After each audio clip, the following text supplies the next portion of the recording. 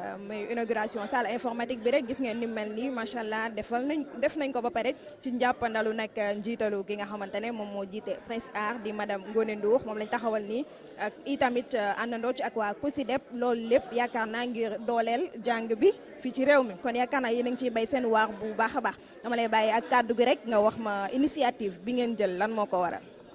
donc jërëjëf initiative bi ñu ngi ko jël depuis 6 ans quand même ñuy def émission bi et chaque année dañuy def compétition entre des écoles 15 écoles du Sénégal de Dakar et de la banlieue école bi ci gagné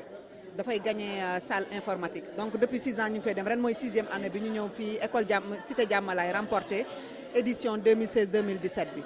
donc voilà ñu kontaan lool nekk fii gis mobilisation bi gis ñëpp autorités yi ñëw nañu gis di féliciter école bi di féliciter encadreurs yi di féliciter également directrice su école bi kontaan nañ trop. te ñu bëggoon a laaj rek lan moo waral yow nga tànn dugal sa loxo ci li nga xamante ne moom mooy jàng bi gis nañ ni mu demee bëri coow lool daal. non dëgg la c'est-à-dire que ñun jàng bi dugal nañ suñu loxo yàgg na parce que comme li ma wax tout à l'heure rek émission bi depuis 6 ans ñu ngi koy amal. Depuis 6 ans mi ngi soutenir éducation mais sans pour autant mu am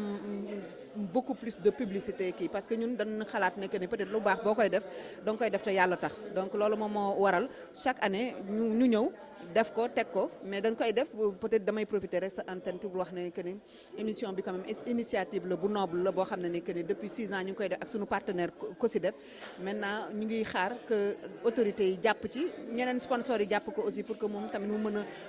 durer quoi mu émission bi mën a durer quand même xale yi bëgg nañ ko et voilà enseignants yi bëgg nañ ko et que je pense que c'est quelque chose qui participe quand même à faire la promotion de l'éducation de la qualité au Sénégal. man je pense que ne waaye à travers la télé quand même on peut quand même mën nañu fexe de telle sorte yi xale yi gën a mën a ñaax ci jàng bi parce que man je pense que ne l'éducation est la base de tout que ça soit au niveau des daara wala mu nekk ci école yu nga xam ne que ne école nasaraan yi bépp boo nga xam ne que ne am nga ci baax na donc pour man télé dafa nekk loo xam ne que ne benn moyen boo xam ne que ne mën nga ko utiliser pour que gën a mën a ñaax nit ci dara loo nga xam ne que ne da koy def. am na solo maa ngi lay jaajëfal merci. taxaw ki nga xam ne kooku moom yaakaar naa kenn dootu ko présenté monsieur le 3e adjoint au maire de Yoff moom tam comme mbir mi Yoff la xewee xam naa dama koy bàyyi kàddu gi rek ñoom tamit lan moo waral teewaayam ci journée bi. dañu ñëwoon tey représenté monsieur le ministre Abdoulaye Diouf Sarr maire Yoff ak le bureau municipal et le conseil municipal si inauguration salle d'informatique fii si cité Diamalaye. mu nekk loo xamee ni am na solo trop bi ñu fi ñëwee tamit ñëw nañu ak une forte délégation représenter le maire fekk fi aussi ay autorités yu jógee ministère de l'éducation nationale jógee IEF autorité ci l'inspectrice de l'éducation et de la formation fekk fi aussi madame la directrice ak le comité de gestion ak notable quartier bi yëpp délégué de quartier ak tous les notables mais aussi fekk fi partenaires yi nga xamee ni ñoo doon liggéey ak xale yi ba xale yi am ndam bi mooy COSYDEP mooy waa Prince Art GFM waa donc partenaires yi nga xam ne ñoo si doon jàpp donc ñu ñëw si cérémonie bi am si kontante bu baax bu am solo parce que quand même li ko waral mooy xale yi doon jongante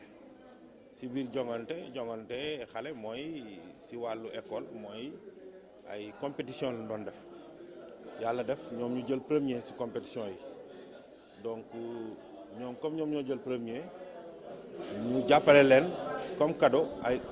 ordinateur mooy ordinateur yi ngeen gis donc ñu rénover salle bi donc war ko def salle informatique naa ni mu nekk loo xam ne am na solo parce que lii aussi ku koy def da ngay jàppale le maire parce que éducation ak formation dafa nekk loo xam ni c'est une compétence transférée donc gouvernement bi ñun la ko jox surtout dans l'école primaire ñu war ci am taxawaay bu mag donc bu ñu amee ay initiative yu mel ni vraiment day nekk loo xam ne dañ koy rafetlu day nekk loo xam ne aussi laaj nañu toog ak ñoom xool ñoom aussi si yenn jafe-jafe la nekk ak si lan la nekk buñ leen si mënee jàppale ñu jàppale leen si.